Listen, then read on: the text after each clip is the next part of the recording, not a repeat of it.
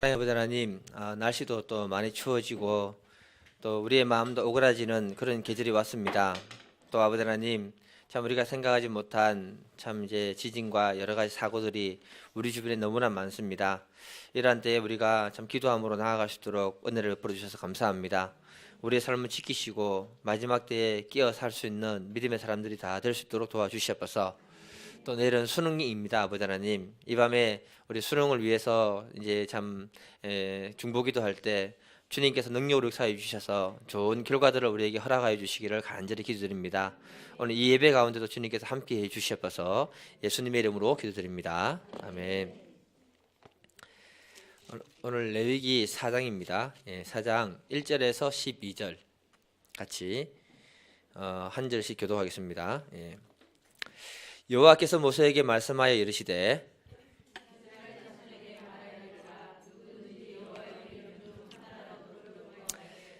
만일 기름 부음 받은 제사장이 범죄하여 백성의 허물이 되었으면 그가 범한 죄로 말미암아 흠없는 수송아지로 속죄 제물을 삼아 여호와께 드릴지니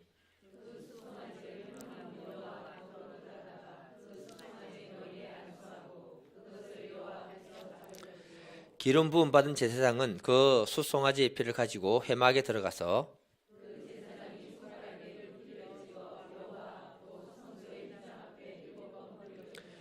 제사장은 또 그 피를 여호와 앞 곧 회막 안 향당 뿔들에 바르고 그 송아지 피 전부를 회막 문 앞 번제단 밑에 쏟을 것이며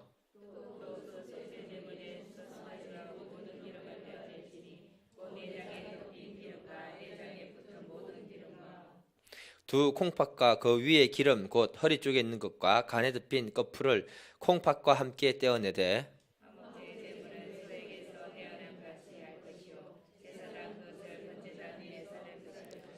그 수송아지의 가죽과 그 모든 고기와 그것의 머리와 정강이와 내장과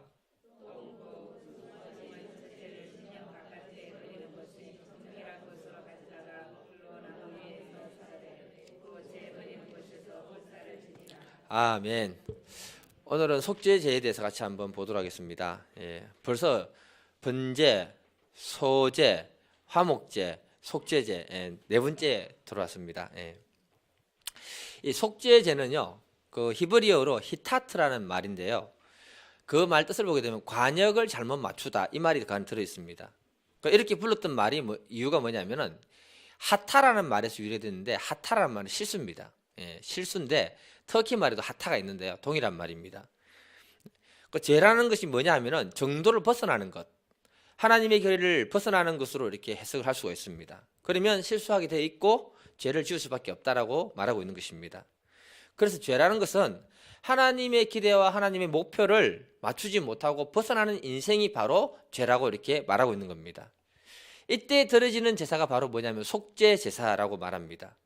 근데 이 속죄 제사라는 제사를 보게 되면은 제사를 드림으로 해가지고 죄를 위해서 드리는 제사잖아요. 그러니까 뭐가 되냐면은 깨끗하게 정화된다는 내용이 그 안에 들어가 있는 것입니다. 그 속죄 제사는 죄를 위한 제물이 되기도 하지만 그 죄를 위해서 드려졌기 때문에 그 사람이 정화되고 깨끗하게 된다는 말이 같이 포함되어 있는 겁니다. 여기서 우리가 나중에 공부를 해야 되는 부분인데 처음 듣는 분은 어려울 수 있겠지만 속죄제와 속건제가요 다뤄지는 부분들이 있는데 이 제사는요 두 개가 거의 같이 사용이 됩니다. 구분은 되어 있지만 같이 사용이 됩니다. 그러니까 예를 들면 이렇게 됩니다. 이해를 쉽게 돕기 위해서 성경에 하나님이 도둑질 하지 말라 했잖아요. 도둑질 하게 되면 하나님께 죄를 범한 겁니까? 안 범한 겁니까? 범했지요. 범했으니까 이 사람은 무슨 제사를 드리겠습니까?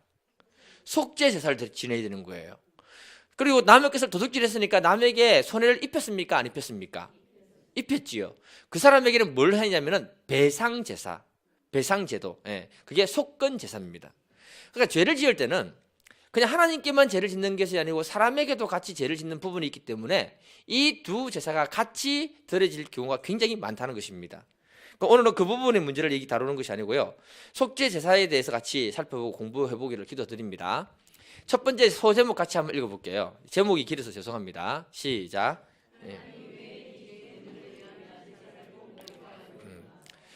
제가 이 터키에서 성지 순례 가이드를 몇 년간 하면서 중동 지역을 굉장히 많이 이해하고 배울 수 있는 굉장히 좋은 기회를 하나님이 주셨습니다. 그것은요, 지리적으로 굉장히 중요한 지역입니다. 터키 같은 경우에는 유럽과 아시아가 만나는 대륙이거든요. 예, 그래서 제가 터키의 동쪽 끝으로 가보고요, 남쪽 시리아와 하란 지역에서 시리아까지 가보고요, 그 다음에 터키에서는 못 갔지만 성지순례를 따로 이집트, 이스라엘, 요르단을 따로 가봤습니다. 예. 이 지역을 여행해보면 굉장히 깨닫는 것이 많고 성경적인 이해가 쉽게 됩니다. 그 중에 의문들이 풀려지는 것들 중에 하나가 뭐냐 하면은, 왜 이 지역에서 복음이 시작했을까? 아니, 예수님이 우리나라에 오셔가지고 복음을 세계적으로 전파하시면 되잖아요. 이런 생각은 우리도 가지고 누구도 가지겠습니까? 불신자들도 가집니다. 예. 근데 그 지역에 가보게 되면은 그때 문명의 발달 정도가요, 우리하고는 엄청난 차이가 있습니다. 예. 이스라엘 지역을 가보게 되면은, 이스라엘 지역은 세 개의 대륙이 만나는 지점입니다. 이집트 지역부터, 이집트는 아프리카 대륙이잖아요. 아프리카 대륙으로부터 이스라엘 지역으로 올라오고요, 북서쪽으로서는 유럽에서 사람들이 내려옵니다. 동쪽에서는 아시아 사람들이 옵니다. 그 세 개의 문명이 만나는 교차점이라는 거죠. 이 세 개의 대륙과 서로 연결되어 있기 때문에 세상에 좋은 물건들, 무역하잖아요, 무역. 세상에 좋은 물건들, 세상의 모든 문명들을 다 만날 수 있는 곳이 어디다? 이 지역이다. 이해가 되십니까? 그러니 이곳에서 복음이 시작될 때 전 세계로 복음이 확산될 수 있는 가장 빠른 곳이 바로 뭐냐 하면 그 지역이 있다는 거죠. 아시아와 유럽과 아프리카까지 갈 수 있는 복음이 바로 그 지역이라는 겁니다. 이해가 되십니까? 그런데 조용한 우리나라에서 예수님이 오셨다면 높은 산들에 갇혀가지고 복음이 세계로 흘러가지 못하는 거예요. 이해가 되십니까? 예. 그러면 동방의 작은 나라에 작은 종교로 남게 되는 겁니다. 제가 왜 이 이야기를 해드리는가 하면, 지리적인 특징을 정확하게 이해를 하게 되면 또 이해하게 되는 게 있습니다. 세 개의 대륙이 만나잖아. 이스라엘이 세 개의 대륙이 만나는 곳이잖아요. 그러면 전 세계의 문명이 그곳에 집결해서 지나가는 곳입니다. 그러면 그 문명에는 좋은 것도 있습니까? 나쁜 것도 있습니까? 나쁜 것도 있죠. 전 세계의 죄가 그곳에 집결되는 거예요. 예. 이스라엘 백성들이 이집트에서 하나님이 그 백성들을 끄집어내가지고 가나안 땅으로 끌어올라가기 전에 어디에 두십니까? 광야라는 곳에 40년 동안 하나님이 가둬놓고 그들을 특별히 보호합니다. 왜 그렇게 하시냐면, 그 광야는 하나님이 특별히 보호하고 인도하지 않으면 사람이 갈 수 없는 곳입니다. 그곳에서 이스라엘 백성들을 특별히 구별시켜가지고 거룩한 하나님의 백성으로 만드는데 40년 동안 사용하셨던 거예요. 훈련시켰습니다. 그 시대까지만 해도 이스라엘 주변의 모든 사람들은요, 심각한 우상 숭배가 있었습니다. 전 세계의 문명이 왔으니까 전 세계 우상이 다 올 거 아닙니까? 맞지요? 예. 그러니 여러 가지 미신, 심지어 황제 숭배 사상. 여러분, 이집트에서 황제의 칭호가 뭡니까? 파라오잖아요. 성경으로 얘기하면 뭡니까? 바로가 파라오라는 뜻입니다. 파라오라는 말은 태양신 라의 아들이라는 뜻이잖아요. 이미 그 시대부터 뭐냐면 황제 숭배 사상이 있었다는 거죠. 예. 이 지역에는 수많은 문명이 교차되면서 여러 가지 죄악과 쾌락이 넘쳤던 것입니다. 그래서 우리가 그 단편적으로 알 수 있는 이야기 중에 하나가 뭐냐, 여러분들이 보는 그리스 로마 신화, 그걸 보면 굉장히 엄난하잖아요. 그 시작이 보게 되면 그 어머니 가이아와 그의 아들 우라노스가 결혼을 합니다. 그리고 신들을 낳습니다. 그러니까 엄마하고 아들이 결혼했다는 거예요. 별로 충격도 안 받으시네. 제우스의 아내가 헤라 아닙니까? 헤라가 남매입니다. 친남매. 그리고는 제우스는 온갖 바람을 다 피웁니다. 그런 남편 두부세요. 얼마나 힘들겠습니까?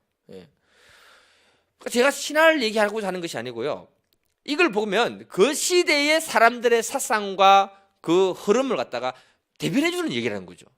마치 뭐하고 똑같으냐, 집에 가셔가지고 레위기 18장을 한번 읽어보십시오.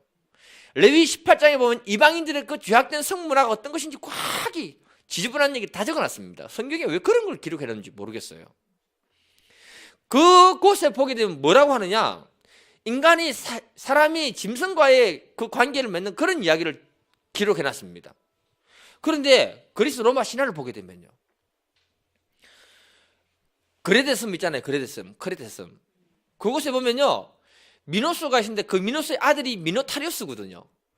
그 아들이 몸은 사람이고 머리는 황소로 되고 미로 굴에 갇히는 이야기 있잖아요. 알시긴 알잖아요. 그게 어떻게 나오냐? 그 왕비가 소하고 관계를 통해서 그런 미노타리우스, 머리는 소고 몸은 사람이 태어났다는 거예요. 신하지만 인간이 상상할 수 없는 죄악을 그 안에 기록하고 얘기해주고 있는 거예요. 우리는 재미있게 보잖아요, 그냥. 그래서 그 신화에 등장하는 사람들을 여러분들은 그냥 가상인물이라 생각하시면 안 되고요, 실제 그 시대의 고대 왕들이란 영웅들의 이야기를 약간 각색을 해가지고 기록되어진 존재들이라고 보시면 맞는 것입니다. 이런 제약이 판치는 그 시대에 하나님은 그 백성들을 이집트에서 불러내고 그들을 광야에서 생활하게 하면서 거룩한 백성으로 만들어가기를 시작했던 거예요. 이스라엘 백성들이 몇 년 동안 이집트에 있었습니까? 430년 있었거든요. 그러면 그들은 이미 이집트인이 되어버린 겁니다. 그 이집트인들에게는 그 풍속과 문화를 보게 되면 얼마나 제약된 것이 많습니까? 그 백성들을 그냥 가나안 땅에 집어넣어서 살아라 하면 어떻게 될까요? 금방 이집트 사람하고 똑같이 바뀌어버리는 거예요. 그래서 하나님은 그 백성들에게 광야에 생활하게 하시고 그곳에서 레위기, 오늘 이 말씀을 기록하게 해서 이 말씀을 주면서 그 시대의 거룩한 하나님의 백성이 되도록 가르쳐 주시는 거예요. 그러면서 성경은 그 죄의 문제를 다루면서 심각하게 이야기하고 있는 것입니다. 오늘날도 마찬가지입니다. 우리들은 이 세상의 죄악된 문화 속에 포위돼서 살고 있습니다. 우리는 세상을 접하고 싶지 않지만은요, 자연스럽게 어떻게 된다? 세상의 문화와 이런 것들을 다 접하고 배우게 돼 있는 겁니다. 그러다 보니 나도 모르게 또는 너무 자연스럽게 죄의 세력에 압도되어가 사는 존재가 누구냐면 우리들이라는 거죠. 우리들에게 따라다니는 이 세 가지 문제가 있는데요, 요한 1서 2장 16절을 보게 되면 육신의 정욕, 안목의 정욕, 이생의 사랑이 따라다닌답니다. 그것은 하나님으로부터 온 것이 아니고 어디로부터 왔다? 세상으로부터 왔다. 그래서 우리가 꼭 필요한 것이 뭐냐면 속죄 제사가 필요하다, 이렇게 얘기해 주고 있는 겁니다. 그래서 속죄 제사는 정결 제사라고 부르고요, 이것을 우리가 좀 노골적으로 표현하면 이렇습니다. 여러분들 지금 앉아 계시는데 죄송하지만 노골적으로 표현해 드릴게요. 온몸에 똥이 발라져 있고 옷에 옷물이 가득하다고 할게요. 그러면 깨끗한 사람이 옆에 갈까요, 안 갈까요? 안 가지요. 뭐가 달라붙을까요? 너무 내열적으로 얘기해서 죄송합니다. 이상한 날파리하고 이상한 거시기 같은 게 달라붙는 거예요. 그런데 우리가 옷도 깨끗하고 온몸이 깨끗하면은 이상한 것이 달라붙지 않는 겁니다. 하나님은 그 백성들을 축복하고 싶어서 정결 제사를 요구하는 거예요. 죄는 그 사람의 인생에 저주를 불러오기 때문에 그런 것입니다. 마귀가 한 사람을 공격할 때 어떻게 공격하느냐? 그 사람에게 있는 죄를 보고 공격하는 겁니다. 그러면 그 사람은 죄와 저주로 굴레로에서부터 벗어날 수가 없는 거예요. 그래서 정결 제사가 필요한 겁니다. 하나님은 우리를 죄와 저주로부터 벗어나게 하기 위해서 정결 제사를 허락하신다는 거죠. 그래서 예수가 십자가에 대신 매달려 죽으시는 거고, 그의 피를 우리가 의지해서 주님 앞에 나오면 정결하게 되는 것이고, 정결하게 된 그 사람에게는 저주가 더 이상 따라붙지 못하게 했다고 성경은 말씀하시는 것입니다. 그러니까 우리가 굉장히 복된 사람들이라는 걸 말해주고 있는 거죠. 오늘 이 자리에 나오신 분들은 전부 복된 분인 줄 믿습니다. 우리가 교회 올 때마다요, 늘 내 죄를 살피고요, 주님의 보혈을 의지하면은, 솔직히 기도를 하면 그 사람이 영혼이 정결하게 될 뿐만 아니라 그 사람의 육신의 삶에 저주가 달라붙지 않도록 하나님이 도와주시는 겁니다. 제가 울산에 있을 때 투룸에 살았거든요. 우리 애들이 그 집에 이사 간 지 얼마 안 됐는데 뭐라 했냐면, 아빠 무서워. 집이 무서우면 됩니까, 안 됩니까?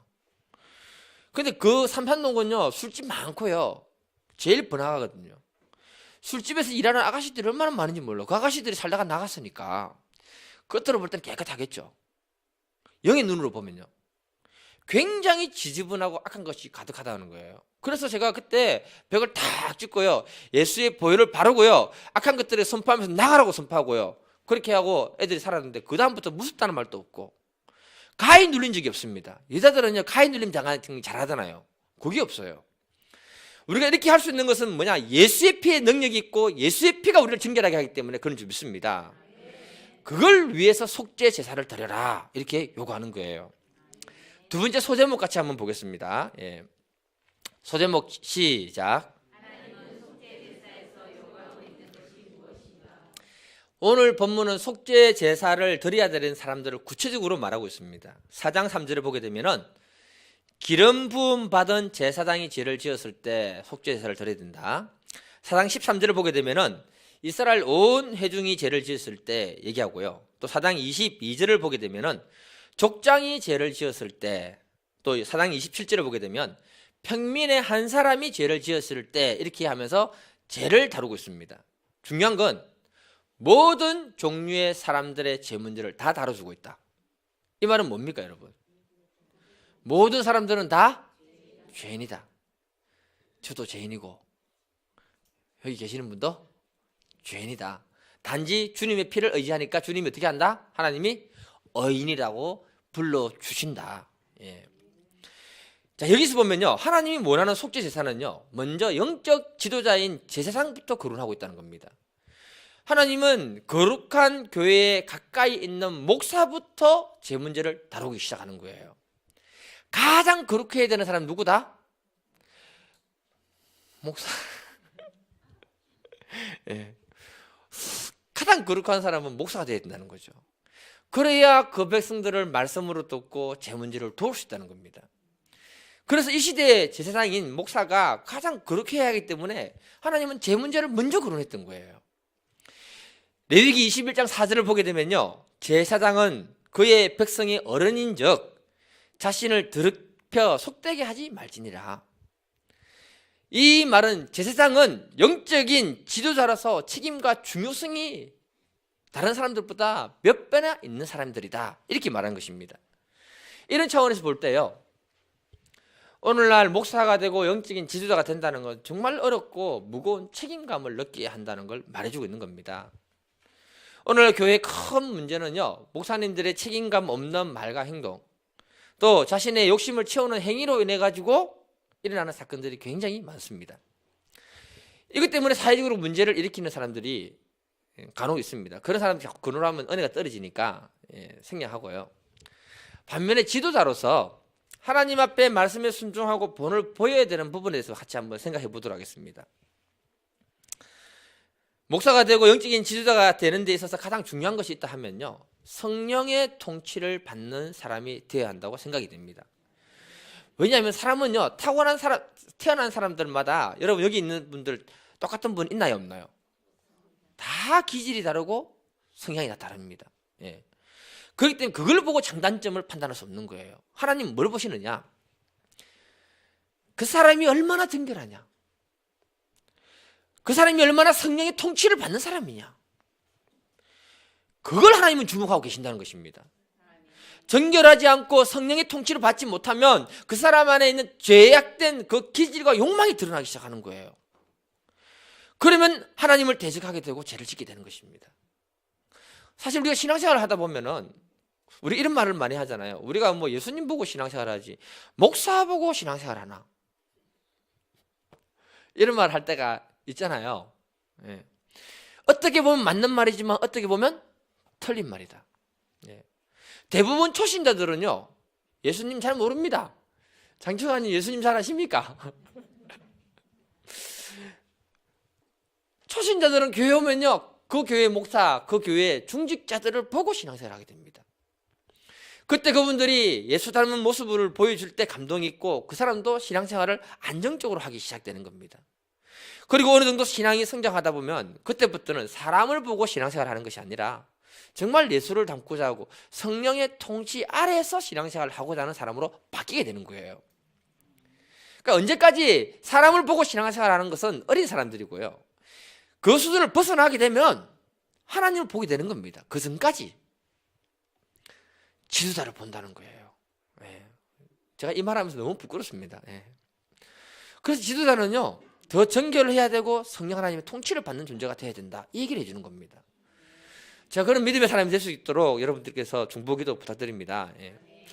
두 번째는요, 죄의 심각성을 온 회중에 대한 문제를 다루고 있습니다. 이 온 회중의 죄 문제는요, 제사장의 죄 문제하고 동일시하게 다루고 있습니다. 제사장이 죄를 지으면은 속죄 제물로 숫소를 바치도록 했거든요. 근데 온 회중이 죄를 지으면 동일하게 숫소를 갖다가 뭐하라? 바치라, 이렇게 얘기합니다. 예. 왜 이렇게 온 회중이 죄를 지었을 때 제사장과 동일하게 생각해서 그렇게 하도록 했을까? 온 회중의 죄는요, 제사장이 그들을 바르게 인도하지 못한 죄로부터 시작되기 때문에 그렇습니다. 예를 들면 이렇습니다. 모세가 시내산에 올라가서 40일 동안 아무것도 먹지 않고 하나님의 말씀을 받아오잖아요. 40일 동안 안 내려오니까 산 밑에 있는 사람들은 생각할 때 어떻게 했습니까? 죽었다라고 생각했습니다. 죽었다라고 생각하면서 사람들이 뭐라 합니까? 하나님이 없다라고 말하면서 우리를 이집트에서 이끌어낸 신은 이 금송아지다라고 얘기합니다. 그리고는 아론을 협박하고 아론을 갖다가 그 동조해서 뭡니까 이게 푸시해가지고 금송아지를 만들어냅니다. 만약에 아론이 분명한 영적인 가치관이 있었다면 그 백성들의 죄를 책망해야 됩니다. 그런데 그러지 않았다는 겁니다. 성경 그 말이 없습니다.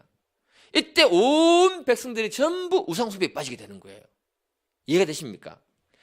그 사건이 말해주는 게 뭐냐 하면 온 회중들의 죄는 곧 제사장의 책임이라는 거죠.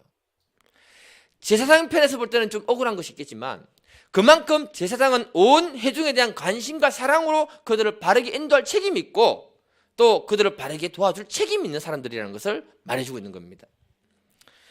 이 온 회중의 죄악은 나중에 어디로 가느냐? 그 백성의 심판으로 가버리잖아요. 그래서 하나님은 그 문제를 심각하게 다루었다, 이렇게 말하고 있는 겁니다. 이 말씀을 근거해서 보면요, 오늘날 이단이 창궐하고요, 사람들이 교회를 떠나는 이유는요, 정말 교회 목사님들의 책임이 있습니다. 그리고 교회 중직자들의 책임이 있습니다. 그분들을 잘 돕지 못해서 나온 결과들이라고 볼 수 있는 겁니다. 그래서 오늘날 목사님들은 저부터 마찬가지지만 섬기고 있는 그 영혼들에 대한 관심을 가지고 그들을 위한 중보기도가 절대적으로 필요하다. 지금 얼마나 많은 영혼들이 이단에 넘어가고 있습니까? 예. 대부분요, 그들은요, 그 자신들에게 책임도 있겠지만 교회가 그들에게 영적인 걸 잘 공급해 주지도 못하고 사랑으로 잘 도와주지 못한 책임이 있다는 걸 우리가 얘기하고 있는 겁니다. 그래서 거기 가서 교육받으면요, 교회 욕할 때 다 맞다고 합니다. 상처받은 것이기 때문에. 예. 세 번째는요, 속죄 제사를 드려야 할 대상은 족장들이라고 얘기합니다. 족장들은 뭘 바친다고 합니까? 그 종이를 보게 되면 있죠. 순념소를 드리라고 합니다. 족장들은 각 지파별로 최고 리더에 해당하는 사람들이라고 볼 수 있습니다. 모세가 이스라엘 전체 백성을 이끌어갈 때 혼자서 그 백성들을 다 이끌어갈 수 있습니까, 여러분? 없잖아요. 반드시 필요한 사람은 뭐냐면은 그 리더들이 필요하다는 겁니다. 그 리더들은 모세하고 마음을 합해가지고 그 백성들을 하나님이 원하는 방향으로 이끌고 가는 존재들이 바로 뭐냐? 족장들이라는 거죠. 그들이 범죄했을 때 제사장들보다는 못하지만은요, 순념소 제물을 바치도록 요구했습니다. 그래서 교회에서 족장이 되는 분들은 어떤 분들이라고 생각할 수 있을까? 예를 들어서 목사 다음으로 생각한다면요, 장로님이나 권사님이 그 안에 들어갈 수도 있고요, 우리 교회 같은 경우에는요, 안수 집사님들이 그 안에 들어간다고 저는 생각됩니다. 예. 이분들이 교회에서 목사님과 마음을 합해서 동역해야 되는 분들입니다. 그러면 교회는 아름다워지고요, 교회가 바른 방향으로 나아가게 되는 것입니다. 세워져야 되는 거죠. 그래서 이런 분들에게도 책임을 요구할 때 순념수를 갖다 바치라. 양보다는 염소가 비쌉니다, 여러분. 네. 속죄 제사를 드린 만큼 한 교회를 섬길 때 책임감과 영적인 요구를 하나님 하고 있다는 것입니다. 목사도 모범을 잘 보여야 되지만 반면에 족장 같은 리더분들도 예배에 대한 모범, 주님의 교회를 위해서 자신을 헌신해서 드리는 모범, 그리고 자신이 맡고 있는 목장이나 여러 가지 모임에 영적인 모범을 보일 수 있는 책임감을 요구하고 있다는 것입니다. 그러면서 하나님 앞에서나 사람 앞에서 실수했을 때, 범죄했을 때 그 죄의 문제를 속죄 제사로 들고 오도록 하나님이 요구하고 있다는 거예요. 하나님은요, 각 사람의 직분과 정도에 따라서 영향력이 맞는 책임과 직분을 그 사람이 주시고요, 속죄 제사를 요구했다는 사실을 기억할 수 있기를 간절히 기도드립니다. 우리가 주님의 몸된 교회를 섬긴 데 있어서 남들보다 더 중요한 직분이 주어졌다면 그걸 감당하고자 하는 노력과 성숙함을 하나님은 요구하고 있다는 것을 말하고 있는 것입니다. 정말 부담스러운 말이잖아요. 예. 그래서 교회에서 직분을 맡는다는 것에 대해서 있잖아요, 중요한 직분을 맡는 것에 대해서 굉장히 부담감을 느끼게 됩니다. 예. 사실 가장 큰 부담감을 느끼게 되는 사람은 누구냐면 목사겠지요. 예. 그래서 부담감 때문에 목사는 기도하게 되고요, 부담감 때문에 말씀을 연구하게 되고요, 부담감 때문에 성령의 다스림에 자기를 내어주려고 순종하려고 노력하고 있는 거예요. 이것처럼 교회에서 중직자가 되면 부담감 때문에 기도하는 사람이 되어야 되는 거예요. 이런 부담감 때문에 사람을 돕기 위해서 성경을 알아야 되고 예배에 참석해야 되는 거예요. 이런 부담감 때문에 성령께 자기를 맡겨드리고자 하는 노력을 해야 되는 겁니다. 그래야 교회가 아름답게 세워지는 것이고 우리가 책임을 다하는 믿음의 사람이 되는 것입니다. 그러니까 이 말씀이 너무 무거워서 죄송합니다. 속죄 제사니까.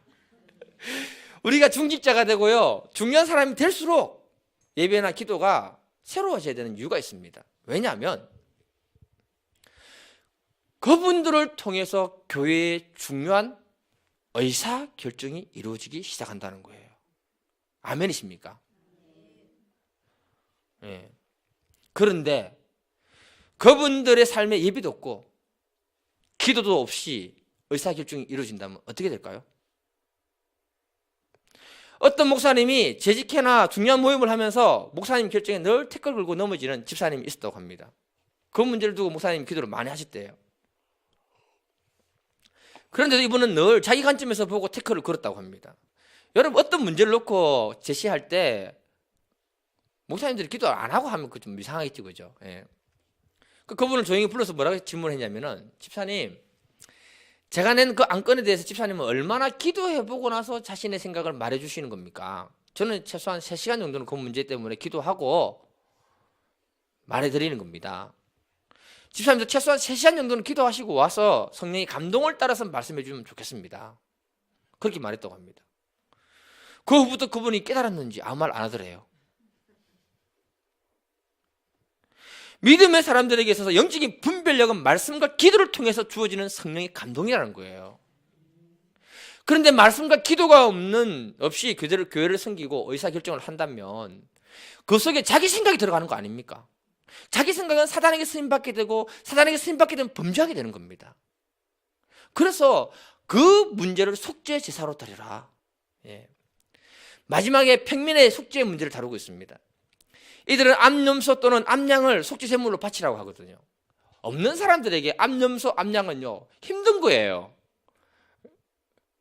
힘듭니다. 예. 그럼에도 불구하고 하나님이 그렇게 요구하신 이유는 뭐냐?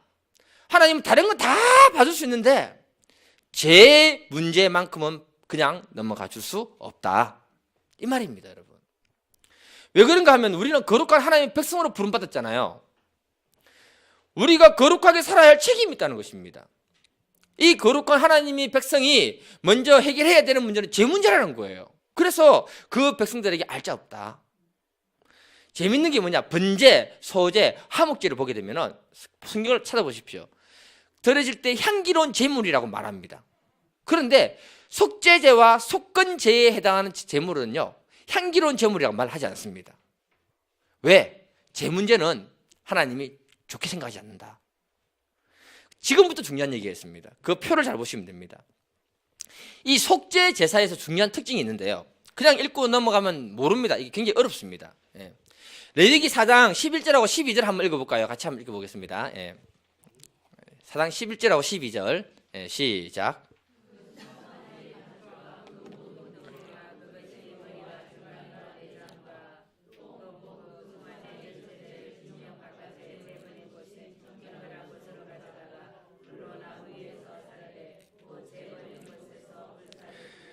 읽으니까 무슨 말인지 모르겠죠? 그러니까 이해하세요, 솔직히. 예. 예. 제사상의 제 문제로 드려진 제물은요, 번제단에 기름을 태우고 난 다음에 그 고기는 진영 밖으로, 이스라엘 진영 밖으로 가서 다 태워서 하나님께 드려라, 이렇게 얘기하고 있는 거예요. 이 말이. 이 말은 제사장은 그 고기를 먹을 수 있다 없다? 없다라는 말이에요. 즉 표를 보시면 됩니다. 그리고 똑같이 온 회중이 지은 죄 있잖아요. 그 죄를 지었을 때도 제사장은 고기를 먹지 못하도록 했습니다. 밖에 가서 다 태우라고 말하고 있습니다. 반면에 족장이나 평민들이나 다른 사람들이 속죄 제사를 드렸다면 그 제사장은 그 고기를 먹을 수 있다라고 얘기합니다. 사장 26절을 같이 한번 읽어보겠습니다. 예. 같이 읽어볼게요. 사장 26절. 예, 시작. 그 모든 기름은 화목 제물의 기름같이 제단 위에서 불사를 치니 이같이 제사장이 그 범죄한 죄에 대하여 그를 위하여 속죄한 적 그가 사함을 얻으리라.